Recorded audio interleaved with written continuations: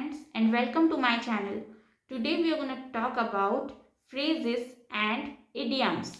So friends, phrases and idioms का conversation में use advanced English में किया जाता है. अगर आप advanced English सीखना चाहते हैं या फिर अपनी English को improve करना चाहते हैं तो आपको भी अपने conversation में phrases and idioms का use करना चाहिए.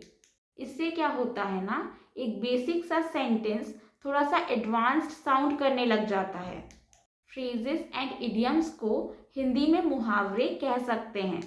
यूजुअली हम हिंदी में बात करते वक्त कोई मुहावरा बोल देते हैं कोई एग्जाम्पल के तौर पर. उसी तरीके से जब हम इंग्लिश में कॉन्वर्जेशन करते हैं तो वहाँ पर फ्रेजेस एंड इडियम्स का यूज़ किया जाता है. इससे क्या होता है ना, आपका सेंटेंस थोड़ा सा एडवांस्ड साउंड करने लग जाता है. हम एक नॉर्मल सेंटेंस जब बोलते हैं तो हम अपनी बात को सीधे सीधे बोल देते हैं, बट वहीं पर अगर हम फ्रेजेस या फिर इडियम का यूज़ करते हैं तो हम एक बेसिक सेंटेंस को थोड़ा सा एडवांस्ड रूप दे देते हैं.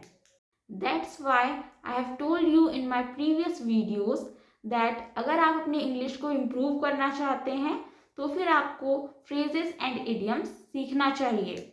मैंने अपने चैनल पर ऑलरेडी फ्रेजेस एंड इडियम्स से रिलेटेड वीडियो डाल रखा है, तो वहाँ से आप फ्रेजेस एंड इडियम्स सीख सकते हैं. फ्रेंड्स, फ्रेजेस सीखना कोई बड़ी बात नहीं है. इसमें आपको क्या करना है ना, आपको जो इंग्लिश फ्रेज होगा आपको वो सीख लेना है उसके हिंदी मीनिंग के साथ. उसके बाद जब आप ये समझ जाएंगे कि इस फ्रेज का मीनिंग क्या है, तब आपको ये भी समझ में आ जाएगा कि उसका सेंटेंस में कहाँ और कैसे यूज़ करना है. फिर आप उसे सेंटेंस में यूज़ करना सीखिएगा. आप सेंटेंसेस देख लीजिएगा किसी पर्टिकुलर फ्रेज से रिलेटेड, तो आपको समझ में आ जाएगा कि इस फ्रेज का यूज़ किस तरीके से किया गया है एंड किस वे में किया गया है. आप सेंटेंस को भी हिंदी मीनिंग के साथ समझिएगा.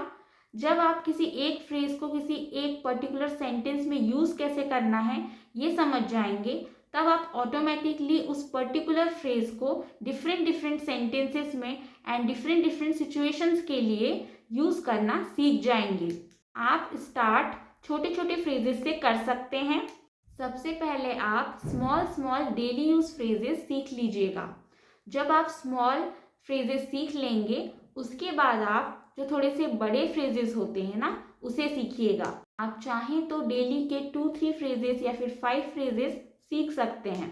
आपको करना कुछ नहीं है, आपको सिर्फ इतना करना है कि आपको एक पर्टिकुलर फ्रेज देखना है, उसके बाद उसके हिंदी मीनिंग के साथ उसे समझना है. उस फ्रेज का सेंटेंस में कैसे यूज़ किया गया है वो आपको समझना है सेंटेंस के हिंदी मीनिंग के साथ. इस तरीके से आप एक पर्टिकुलर फ्रेज को कम्प्लीटली सीख जाएंगे एंड उसके बाद आप ऑटोमेटिकली उसी फ्रेज को डिफरेंट सेंटेंसेस में यूज़ करना भी सीख जाएंगे एंड आप खुद ही दूसरे सेंटेंसेस भी उस फ्रेज से रिलेटेड बना पाएंगे. फ्रेजेस एंड इडियम्स में बहुत ही स्लाइटली डिफरेंस होता है.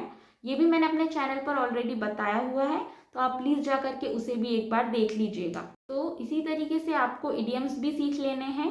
जब आप फ्रेजेस एंड इडियम्स दोनों सीख जाएंगे तब आप उन्हें अपने कॉन्वर्जेशन में यूज़ करने की प्रैक्टिस कीजिएगा. जब आप उन्हें अपने कॉन्वर्जेशन में यूजुअली यूज़ करते चले जाएंगे तो आप हैबिचुअल हो जाएंगे अपने इंग्लिश कॉन्वर्जेशन में फ्रेजेस एंड इडियम्स को यूज़ करने के लिए.